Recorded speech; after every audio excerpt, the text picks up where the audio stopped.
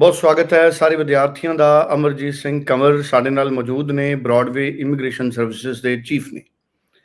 Canada ਦੇ ਵਿੱਚ ਹੁਣ ਸੈਪਟੰਬਰ ਇਨਟੇਕ ਤੋਂ ਬਾਅਦ ਜਨਵਰੀ ਇਨਟੇਕ ਹੀ ਓਪਨ ਹੈ ਔਰ ਜਨਵਰੀ ਇਨਟੇਕ ਨੂੰ ਲੈ ਕੇ ਕਈ ਤਰ੍ਹਾਂ ਦੀਆਂ ਚਿੰਤਾਵਾਂ ਵੀ ਨੇ, ਕਿਉਂਕਿ ਜਨਵਰੀ ਇਨਟੇਕ ਦੇ ਵਿੱਚ ਐਡਮਿਸ਼ਨ ਬਹੁਤ ਆਸਾਨ ਨਹੀਂ ਹੈ। ਬਹੁਤ ਸਾਰੇ ਬਦਲਾਅ ਪਿਛਲੇ ਸਮੇਂ ਦੇ ਵਿੱਚ ਕੈਨੇਡਾ ਨੇ ਕੀਤੇ ਨੇ। ਹੁਣ ਜਨਵਰੀ ਇਨਟੇਕ ਦੇ ਵਿੱਚ ਕਿਹੜੇ ਵਿਦਿਆਰਥੀ ਵੀਜ਼ਾ ਹਾਸਲ ਕਰ ਸਕਣਗੇ, ਆਫਰ ਲੈਟਰ ਲੈਣ ਤੋਂ ਪਹਿਲਾਂ ਤੁਸੀਂ ਕਿਹੜੀਆਂ ਗੱਲਾਂ ਦਾ ਖਿਆਲ ਰੱਖਣਾ ਹੈ, ਔਰ ਕੀ ਤੁਸੀਂ ਸਿਰਫ ਡਿਪਲੋਮਾ 'ਚ ਐਡਮਿਸ਼ਨ ਲੈ ਰਹੇ ਹੋ ਜਾਂ ਤੁਸੀਂ ਡਿਗਰੀ ਬਾਰੇ ਵੀ ਗੰਭੀਰ ਹੋ। ਇਹ ਬਹੁਤ ਸਾਰੇ ਪੁਆਇੰਟਸ ਨੇ, A to Z ਇਹਨਾਂ ਸਾਰੇ ਪੁਆਇੰਟਸ ਦੇ ਉੱਤੇ ਸਾਡੇ ਨਾਲ ਅਪਡੇਟ ਸਾਂਝਾ ਕਰਨਗੇ ਅਮਰਜੀਤ ਸਿੰਘ। ਬਹੁਤ ਬਹੁਤ ਸਵਾਗਤ ਹੈ ਅਮਰਜੀਤ ਜੀ, ਔਰ ਮੈਂ ਚਾਹੂੰਗਾ कि बहुत ही डिटेल दे विच तुसी सारियां स्थितियां नूं समझाओ। सितंबर इनटेक के आगे अब है जनवरी इनटेक। बच्चों में टेंशन वैसे की वैसे ही बरकरार है। वीजा के रिफ्यूजल रेट, सक्सेस रेट को लेके परेशानी दिमाग में लगातार बनी हुई है।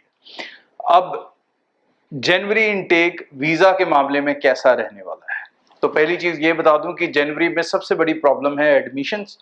तो ये मेरी सबसे पहले और स्ट्रॉन्ग एडवाइस होगी कि जो बच्चे कनाडा जनवरी प्रोसेस करना चाहते हैं, यूनिवर्सिटी में बहुत ज़्यादा ऑप्शंस आपको जनवरी इनटेक नहीं मिलेंगी, तो बेहतर है कि अपनी एप्लीकेशंस को समय से शुरू कर लें। ज़्यादा लेट शुरू करेंगे तो सीटों की प्रॉब्लम, पाल लेटर की प्रॉब्लम ये आपको देखने को मिल सकती है। दूसरी चीज़ सक्सेस रेट को लेके मुझे लगता है कि जो सितंबर इनटेक है, जो अभी ख़त्म नहीं हुआ, एडमिशंस के तौर पे हो गया, वीज़ा के तौर पे बाकी है, इसने ये क्लियर कर दिया है कि कैसे बच्चों को वीज़ा कनाडा फ्यूचर में देगा। इसके बाद कोई डाउट किसी को नहीं रहना चाहिए, ना ही कंसल्टेंट को ना ही स्टूडेंट को।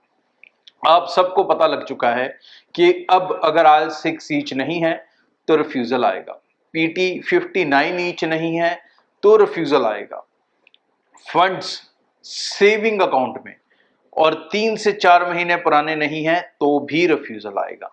बहुत सारे लोगों ने FD लगाने की कोशिश की, बहुत सारे लोगों ने सिर्फ बैंक बैलेंस का सर्टिफिकेट लगा के वीज़ा लेने की कोशिश की।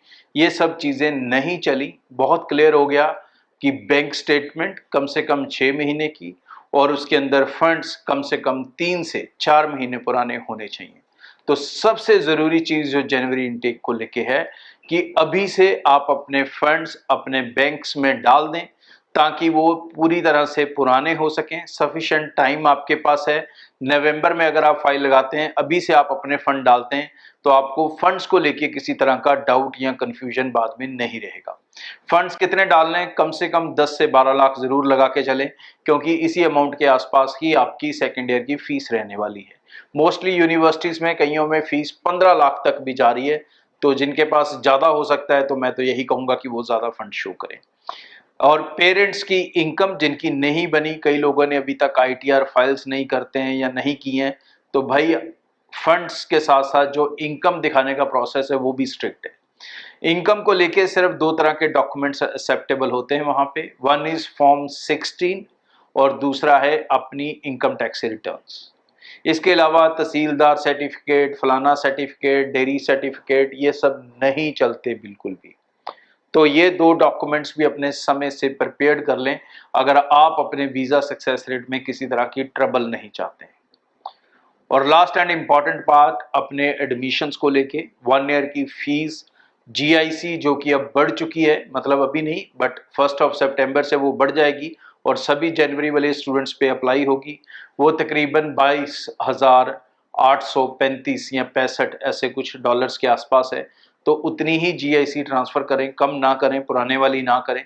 और इन सब चीज़ों का आपको ध्यान रखना है अगर आप कनाडा में सक्सेस रेट मेंटेन चाहते हैं। कनाडा किसी तरह का कॉम्प्रोमाइज़ किसी स्टूडेंट के प्रोफाइल के साथ नहीं कर रहा, और अब जो नई रिफ्यूज़ल्स आनी शुरू हो चुकी हैं उसके अंदर तो आपको रिफ्यूज़ल में बहुत क्लियर और क्रिस्टल रीज़न आएगा कि भाई आपकी फ़ाइल क्यों रिफ्यूज़ हुई है। फंड के कारण हुई है तो क्यों फंड्स के कारण हुई है, इनकम के कारण हुई है क्यों इनकम के कारण हुई है, कोर्स को लेकर हुई है तो क्या प्रॉब्लम है, आपकी प्रोफाइल को लेकर हुई है तो क्या प्रॉब्लम है। ये सारी क्लैरिटीज अब IRCC आपको रिफ्यूज़ल लेटर में देगी, जो पहले नहीं देती थी। और आपको ये क्लैरिटी लेने के लिए केप्स नोट्स अप्लाई करने पड़ते थे। अब उस चक्कर में आपको पढ़ने की ज़रूरत नहीं है, लेकिन इस सारे चक्कर में आपको पढ़ने की ज़रूरत नहीं है अगर आप अपनी फाइल के ऊपर अच्छे से मेहनत करेंगे और जिस तरह से मैंने गाइड किया, चाहे कंसल्टेंट कोई भी ले, ब्रॉडवे ले या कोई और, लेकिन अगर आप अपने प्रोफाइल के ऊपर अच्छी मेहनत करेंगे तो वीज़ा आप 100% हासिल कर पाएंगे। ਬਹੁਤ ਬਹੁਤ ਧੰਨਵਾਦ ਜੀ। ਬਹੁਤ ਹੀ ਮਹੱਤਵਪੂਰਨ ਜਾਣਕਾਰੀ ਸਾਡੇ ਅੱਜ ਦੇ ਐਕਸਪਰਟ ਨੇ ਸਾਡੇ ਨਾਲ ਸਾਂਝੀ ਕੀਤੀ ਹੈ। ਸਕਰੀਨ ਦੇ ਉੱਤੇ ਟੈਲੀਫੋਨ ਨੰਬਰ ਹੈ, ਤੁਸੀਂ ਇਸ ਟੈਲੀਫੋਨ ਨੰਬਰ ਤੇ ਕਾਲ ਕਰਕੇ ਜ਼ਿਆਦਾ ਜਾਣਕਾਰੀ ਹਾਸਲ ਕਰ ਸਕਦੇ ਹੋ। ਤੁਹਾਨੂੰ ਕੋਈ ਵੀ ਕਨਫਿਊਜ਼ਨ ਹੈ ਤੇ ਤੁਸੀਂ ਟੈਲੀਫੋਨ ਕਰੋ, ਕਿਸੇ ਨੇੜੇ ਦੇ ਦਫ਼ਤਰ ਦੇ ਵਿੱਚ ਜਾਓ, ਤੁਸੀਂ ਆਨਲਾਈਨ ਗੱਲ ਕਰ ਸਕਦੇ ਹੋ, ਆਪਣਾ ਸਵਾਲ ਭੇਜ ਸਕਦੇ ਹੋ। ਆਪਣੀ ਕਨਫਿਊਜ਼ਨ ਦੂਰ ਹੋਣ ਤੋਂ ਬਾਅਦ ਹੀ ਆਪਣੀ ਜ਼ਿੰਦਗੀ ਦੇ ਫੈਸਲੇ ਕਰੋ ਤਾਂ ਕਿ ਤੁਹਾਡੇ ਕੋਲੋਂ ਕੋਈ ਵੀ ਗਲਤੀ ਨਾ ਹੋਵੇ। ਬਹੁਤ ਬਹੁਤ ਧੰਨਵਾਦ।